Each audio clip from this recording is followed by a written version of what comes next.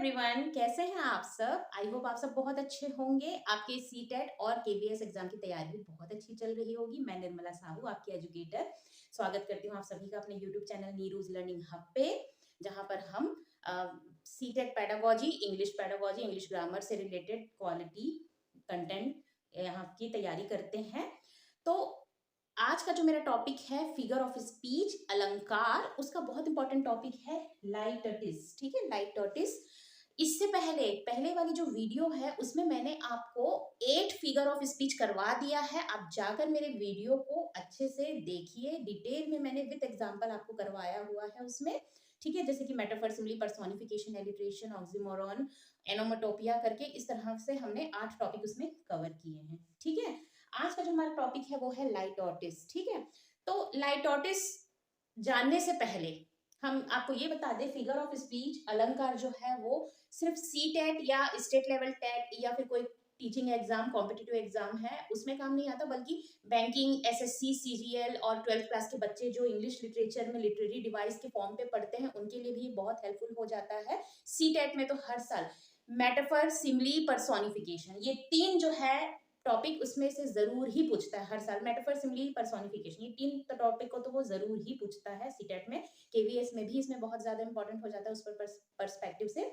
तो आइए हम देखते हैं, आगे बढ़ते हैं कि लाइटोटिस होता क्या है। आगे बढ़ने से पहले मैं एक इंपॉर्टेंट चीज आपको बताना चाहती हूँ कि लाइटोटिस जो है हमारा हाइपरबोलिक का जस्ट अपोजिट है। ठीक है, हाइपरबोली में हम क्या करते हैं, किसी चीज को एग्जेगरेट करके बोलते हैं, अतिशयोक्ति से बोलते हैं, मतलब कोई जो चीज जितनी नहीं है उससे ज्यादा हम बोलते हैं। ये हमने पढ़ लिया लास्ट वीडियो में विद एग्जाम्पल। ठीक है, उसका जस्ट अपोजिट होता है लाइटोटिस। तो एग्जाम में आपसे ये भी पूछ सकता है कि विच figure of speech is just opposite of hyperbole. तो आप बोलेंगे आंसर आपका होगा लाइटोटिस। या ये भी पूछ सकता है कि litotes is a figure of speech of which is just opposite of which figure of speech. तो आप बताएंगे कि हाइपरबोली। तो ये मैं इसलिए इस पे ज्यादा स्ट्रेस कर रही हूँ कि इस तरह के क्वेश्चन एग्जाम में भी पूछ सकते हैं, क्योंकि ये दोनों एक दूसरे के ऑपोजिट है। उसमें एग्जगरेट करके बोलता है हाइपरबोली में, और लाइटोटिस में किसी भी सेंटेंस को अंडररेट करके बताता है, जो जैसा होता है उससे भी उसका जो स्टेटमेंट है नेगेटिव फॉर्म में लेके अंडररेट करके बताता है, अंडर स्टेटमेंट में बताता है। तो ये बिल्कुल ही हाइपरबोली का अपोजिट हो जाता है। तो क्वेश्चन इस फॉर्म में भी बन सकते हैं, बहुत चांसेस हैं, इसलिए मैंने आपको बताया कि इस तरह के क्वेश्चन भी बन सकते हैं कि कौन सा ऐसा फिगर ऑफ स्पीच है जो हाइपरबोली के ऑपोजिट है, या कौन सा ऐसा फिगर ऑफ स्पीच है जो लाइटोटिस के ऑपोजिट है। तो आप आंसर जानते हैं, लाइट हाइपरबोली पूछेगा तो लाइटोटिस बोलेंगे, लाइटोटिस बोलेगा तो हाइपरबोली बोलेंगे। ठीक है, अब आइए हम देखते हैं कि लाइटोटिस होता क्या है और कैसे उसका इस्तेमाल किया जाता है। Litotes, it is a figure of speech in which negative statement is used to say positive meaning or thing।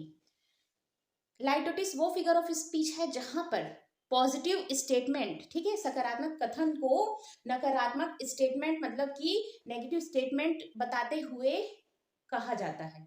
कारण, ताकि जो एक्सप्रेशन है, मतलब एक स्ट्रॉन्ग जो एक्सप्रेशन है उसको रिप्रेजेंट कर सके।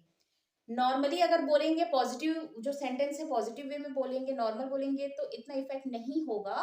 उसको इफेक्टिव बनाने के लिए, एक्सप्रेशन जो है उसको स्ट्रॉन्ग बनाने के लिए जो हम रिप्रेजेंट कर रहे हैं, नेगेटिव स्टेटमेंट का इस्तेमाल किया जाता है। For example, life is not a bed of roses.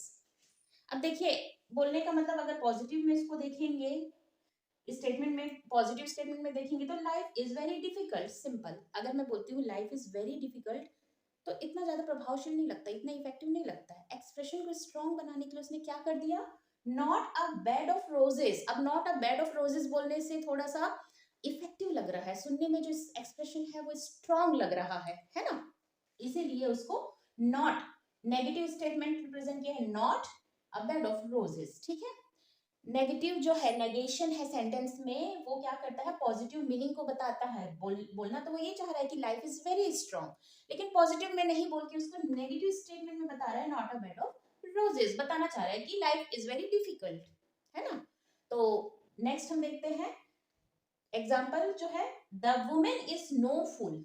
The women is no fool मतलब वो ये भी बोल सकता था कि वुमेन इज वेरी वाइज या वेरी स्मार्ट, है ना, लेकिन उसने नेगेटिव, क्योंकि ये लाइटोटिस है तो उसने नेगेटिव स्टेटमेंट का इस्तेमाल किया है पॉजिटिव थिंग को बताने के लिए। क्या बताना चाह रहे हैं? Women is very smart, women is very cunning, smart, जो भी बोलना चाह रहे हैं पॉजिटिव है ना।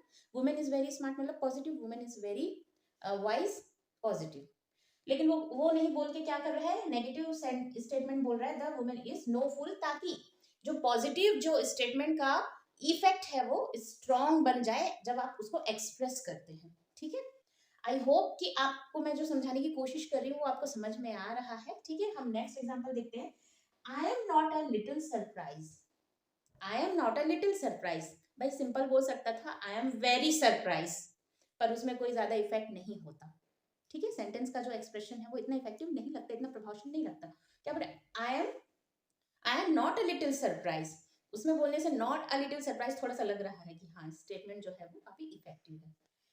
She was not a little upset, भाई बोल सकता था simple she was very upset, लेकिन उसमें स्ट्रॉन्ग इफेक्ट डालने के लिए उसने क्या बोल दिया, she was not a little upset.